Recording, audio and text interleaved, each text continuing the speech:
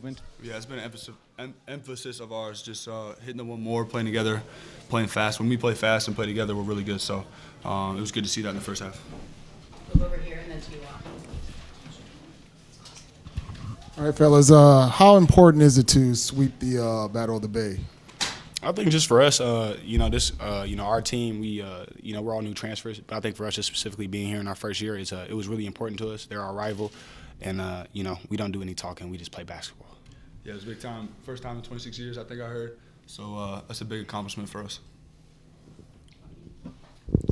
Chris, specifically, you're from the Bay. You beat Stanford at Maples, and then now you get the home edition. What was it like for you specifically, knowing that you're from here? I think it just feels good to me personally. A bunch of my family and friends are out there in the crowd, so just for me to be able to see them out there enjoying the game and seeing us win, that's the biggest part for me. You two both had 3 threes each. Just what's it like being able to play with such a good shooter next to you? Yeah, it's fun because a lot of times they're more worried about him than they are about me, so that gives me a couple extra looks. And then, like, when we share the ball, Chris hit me for a big shot today, and I've been trying to find him as well. So when we're playing like that and our whole team's connected, a lot of shooters out there, it's just a lot of fun. Can you both just talk about where you think you're at in terms of chasing an NCAA bid? I just think for us is just keep winning games. I think if we win out, we'll be just fine. But, don't listen to the rat poison. I think a lot of people get so focused on, you have to win this game or that. I think if we just go into each game knowing, doing our game plan, focusing, and coming out with the win, I think we'll be just fine in time for March. Yeah, just go 1-0 every game. Second round. You guys got out to a big lead there in that game, but Stanford kind of started clawing its way back. Was there anything that was said in between timeouts to where you guys helped you guys keep your poise there? I think it's just a game of runs. That's going to happen. Stanford's a good team, but we stay together, stay poised, and we're able to make enough plays down the stretch to get the dub. For both of you guys, when you played Stanford last time was when Lee got hurt, and obviously you miss him, so you're a little bit different playing without him. How are you different, and how are you guys adjusted playing without him? I don't think we're supposed to give out all the secret formula, but I do feel like we have adjusted, just like I heard JT Toppin said the other day, we got to rebound. We got to do other things than, score. And I think we've done a good job of him not being there. He's a big presence down low. So I think we've tried to pick that up for him. Yep. This is a question for the both of you. So you took 3 more field goal attempts in the first half, but your field goal percentage significantly went down. What kind of adjustments did you see on the defensive end, and how did you guys respond to that? Yeah, sometimes I think it's just as simple as the shots don't go in. I know, at least for me, I think I got the looks I wanted in the second half, and some of them just didn't go in. Some of that's fatigue, some of that's just how the game goes. But I don't think it was anything defensively from Stanford that threw me off. Just kind of get your guys' thoughts on Ibuka, Cory, kind of the challenges he poses, and just kind of what makes him a difficult guy to kind of contain. You guys did all right on him, but just thoughts on that, yeah. He's aggressive. He's a scorer. I've been a part of a couple teams with people like that who are ball dominant. So, you just got to be ready to play. He's very talented, and, we knew that coming in here. So last time I think he played us, he had 14 on just free throws, so we knew he was going to come in here and be aggressive. But, it's 5-on-5. It's not just 1-on-1. Yeah, I think we did a really good job on him, Justin specifically, but it was a team effort. He played 40 minutes, went 6 for 14, and he's a really good player, but I feel like him playing 40 minutes, going 6 for 14, like that's all you can ask for us to do as a team defensively. So I think we did a good job. Couple more questions here. Yeah, both you guys benefited from that extra pass tonight several times. Could you talk a little bit about the offensive strategy and how it paid off, like the unselfishness? I just think it's team chemistry. I think we love being around each other. I think that's the point of it. We love seeing each other make shots. I think John was finding me a couple times against Boston College, and I was looking for him today. So it's just exciting. When your teammates are making shots and you're hitting shots, it's fun to play that way. Going back to the original questions about the rivalry, those of us who live in the Bay Area have known Cal Stanford all our lives, but you guys have perspective on other rivalries. How does this rivalry compare to, say, Virginia Tech, Virginia, or something like that? Yeah, that's a good question. I think when you know the significance of the rivalry, like even before I got to Cal, I knew it was always Cal-Stanford. So this wasn't – just because I wasn't a part of it in the past doesn't mean that I didn't know how big of a deal it was. So I definitely knew the magnitude of this and how big it is for our university. So I'm definitely, aware of how much it means for us to go 2-0 over Stanford this year. And like I said, the first time in 26 years, we're proud to represent the university and do that for us. Oh, 16? 26 sounds better. What about Fred, and then last question here. Yeah, what was sort of going on towards like the last 30, 40 seconds of the game on your guys' side of the court, on the baseline, sort of trying to get the ball in, a couple turnovers? What was going on from your guys' perspective during that? Yeah, just poor execution, to be honest. Honestly, simple as that. We just got to be a little bit more poised, be able to create a little bit more space and just take care of the ball. But at the end of the day, all that matters is the final score. So, Mr. Camden, along with your offensive contributions of 18 points, you had a season high of, or a team high of 8 rebounds. However, you did have 4 personal fouls. How do you think you'll balance your physical play with also avoiding being called for fouls? yeah, it's a good question. I think the refs were talking to me a little bit, just staying walled up and not coming down with my arms there. So just being a little bit more disciplined with that. And just earlier positioning, especially in the post. Some of these guys have a little bit of weight on me in the post. So just making sure I get early position is important. But yeah, the rebounds, that's something I've been trying to do a better job of, and I've executed in the last 2 games. So. All right, thanks everyone. Thank you guys. Thank you. Next, and then Today is just a shout out to the entire Cal community. Number one, to the students. The students absolutely filled up that student section. It was rocking. They were screaming at the Stanford players respectfully on free throws, which is what you want in a college basketball game. You look at the Cal community. The students were there. Now the alums are there.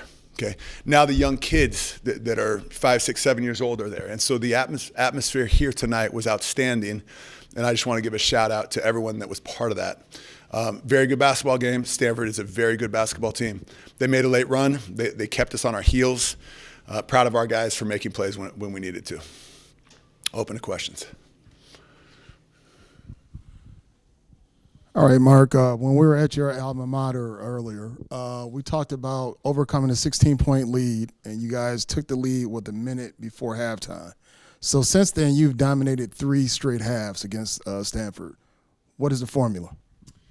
Well, first of all, you have to give a lot of credit to Stanford because they never went away. Benny Gieler was hitting threes. Cory was getting to the rim. Aiden Kamen was just attacking us. He got to the free throw line 19 times. So you have to give Stanford a lot of credit. Hey, look, these games, they're all close. This was essentially, wasn't quite a one-possession game, but it was a single-digit game. These games can all go either way. I would say tonight our guys rebounded. Our guys did a really good job of contesting the three-point shot. And I thought our guys had pretty good gap help tonight. I need to watch the film on it. First thoughts on being the first Cal team to sweep Stanford in a regular season since 2009, 2010? You look at all the former players that have played here, the Cal players that have played here, the Cal coaches, the coaching staffs. We're trying to build on the tradition that they set forth. There's been a lot of great basketball that's been played in this arena, and we want to follow in the footsteps there and continue to try to build around that. Ibuka, Cory didn't score in the last 9.5 minutes. Was there something you changed up, or was it just you felt like your guys really, honed in those last, half? I would look at, we had a lot of guys that really bought in defensively. We gave different looks defensively at times, and so different players had a chance to guard him. But Justin Pippen, Dede, Chris, TT, everyone knows what a great player he is, and it's a compliment to Ibuka that so much of our prep was centered around him because he not only is a great scoring threat, but he makes everyone around him better. We're going to do 3 on this side and then jump over to you. Justin Pippen was subbed out about 2 minutes into the game after a little bit of a rough start, a couple early turnovers, sat for 4 or 5 minute stretch there. What was the message to Justin there to kind of get him back into the game there? Look, we sub based on matchups. We sub based on situations. I wouldn't read too much into that. I would just say that, you look at what Justin did defensively. You look at the totality of his game. I thought he played a pretty good game. I thought he played a really good game. And so sometimes we just sub somebody. We bring him out. We talk to him. We share what we're seeing. And then the player goes back in and does a really nice job. I think we saw that with Justin. Mr. Madsen, as we know, Cal's been one of the top free throw shooting teams with about a 78% free throw shooting percentage. Today, that was a continuation of that great form as you guys shot 19 from 23. How are you guys able to build such a good free throw percentage, and what do you think factors into that? It's a great question. Thank you for the question. I would say a few things. I would say number one, we work on it. We work on free throw shooting. We work on, a lot of coaches said, and we preach it. We, have the same routine every time. We have one of the top sports performance experts really in the nation. He also works with the Warriors, Greg Chow. And, Greg's someone who empirically over the course of his career, when he works with athletes, their percentage typically always goes up. And so I wouldn't point to any one thing, but I would point to a very strong infrastructure here. And then the last thing is probably the most important. We recruited guys that are great shooters, and that's a big part of it too. Coach, congrats on the result today. I was looking at the plus-minus column today, and you had 2 players that were in the minus, whereas Stanford had 2 players that weren't in the minus. What do you think factored into this today? We came off a road trip where Syracuse dominated us. We scored 100 points against Syracuse, and we lost. And so we really had to ask ourselves a lot of difficult questions. We had strayed from some of our principles. We had fallen short of helping each other as teammates. And so we had a lot of intensive staff meetings, and we had a lot of intensive practices addressing some of those shortfalls. And so tonight we were much tighter with our principles. We were tighter with our own internal standards. And I need to look at the defensive PPP number, but I know it wasn't horrible. It's probably somewhere in the good, average to good, and we want to become great in that category. Hey, Coach. Earlier this week, you talked about how Stanford changes up their defensive looks, and lo and behold, that's exactly what they did. They sprinkled like a lot of man and zone throughout the game. How did you get the guys prepared to do such a great job against, their changing looks? Yeah, I mean, with Stanford, they're going to change it up defensively. And so we've worked on it. We attacked defense throughout the week that was sometimes man, sometimes zone, sometimes it's probably a fake zone, and they switched to man. And we just, we have different things, different ways we like to attack in both of those scenarios. And then when it's all said and done, when in doubt against the zone, drive the zone. When in doubt against the zone, drive the zone. And so we had some of that too.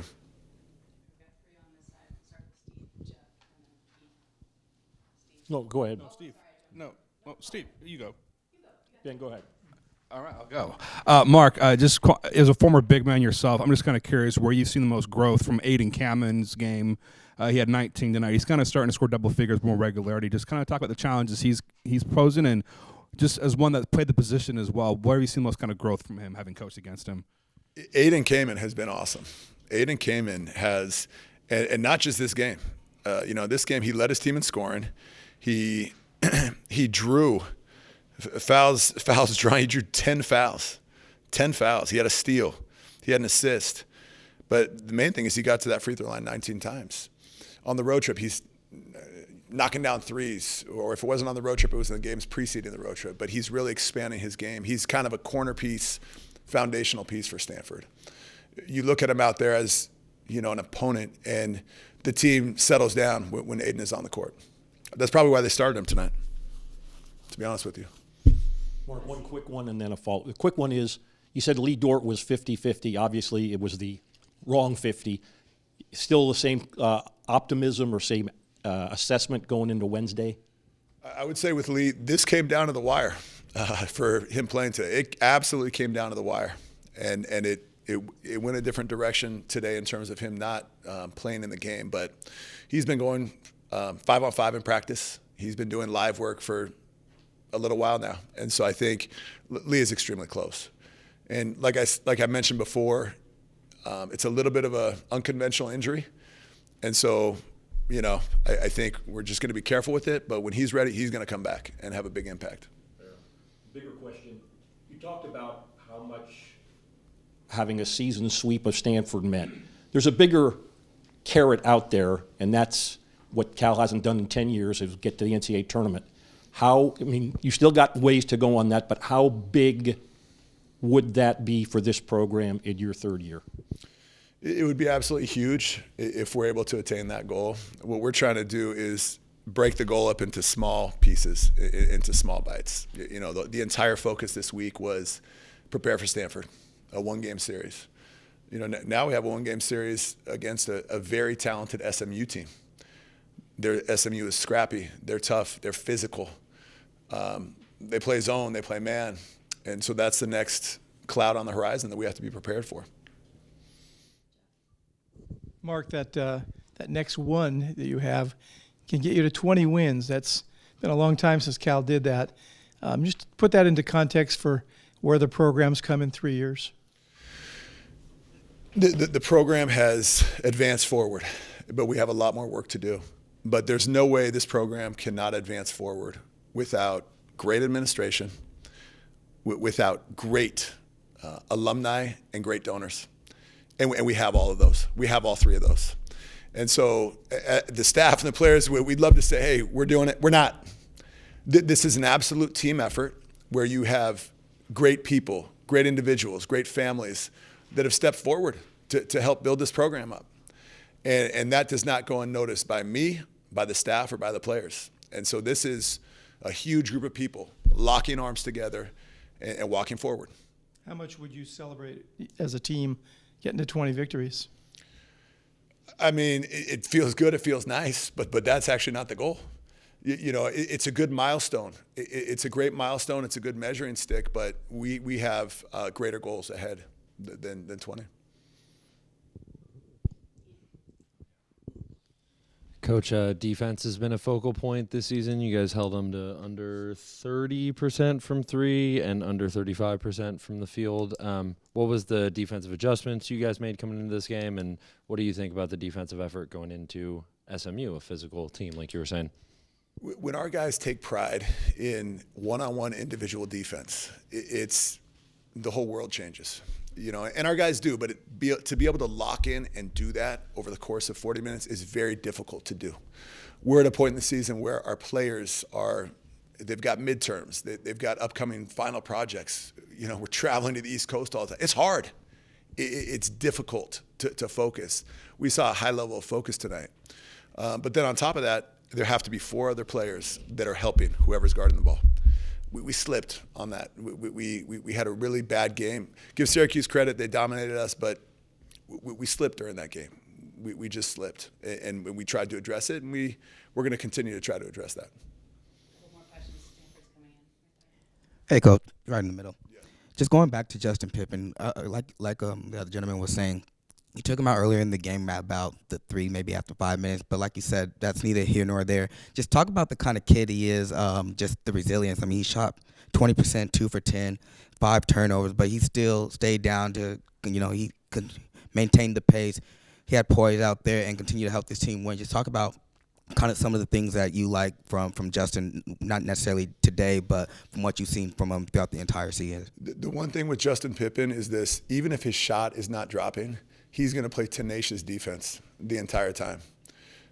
When you look at the other guards that we play throughout the season, they don't want to go up against Justin because Justin gets steals, he gets deflections. He anticipates what the other team is going to do offensively, and he's able to disrupt it. You know, Justin, yes, he had 5 turnovers, but he also had 4 assists. He leads us. You know, we track all the deflections internally, and I believe, if I'm not mistaken, he's still our leader in deflections. He puts tremendous pressure on other teams' guards with how tenacious he is in the ball screen coverage. And so Justin just does a lot of things out there. You know, he knocked down a big 3. He was perfect from the free throw line. He had 7 rebounds. Justin Pippen doesn't need to score to impact the game in a huge way. I'm glad that you said that. I wanted to ask a follow-up to that. From some of your experience with playing at the next level, at the NBA level, just how does that skill set particularly translate from someone who's not worried about his offensive game, but really prides himself on the defensive end of things? Justin can defend. He's an elite ball handler. He's shooting a great percentage from the three-point line and from the free throw line. And so I think a lot of what Justin does translates to the next level. Yeah, thanks. Mark, you had a pretty awesome moment there with Chancellor Rich Lyons at the end of the game. Could you tell us what was said? It seemed to be pretty exciting for you guys. Yeah, I mean, Rich, when Rich took over, he called a meeting with all the head coaches, with Jay Larson, with Jenny Simon O'Neill, and he came in personally and met with all of us. And he let us know his vision for this university is it's always academic focused, but there's a very strong role for sports to play in concert with the academics. He laid out that vision. He's been a phenomenal partner, a world-class partner, number one on the academic side, but number two on the sports side. And so, that was just some raw emotion between myself and Rich Lyons and Rich's wife, because it's a lot of meetings together. It's a lot of conversations. It's a lot of him challenging me individually. When I'm at a football game, he'll challenge me on things, and I appreciate that. So, thanks, guys. Have a great night.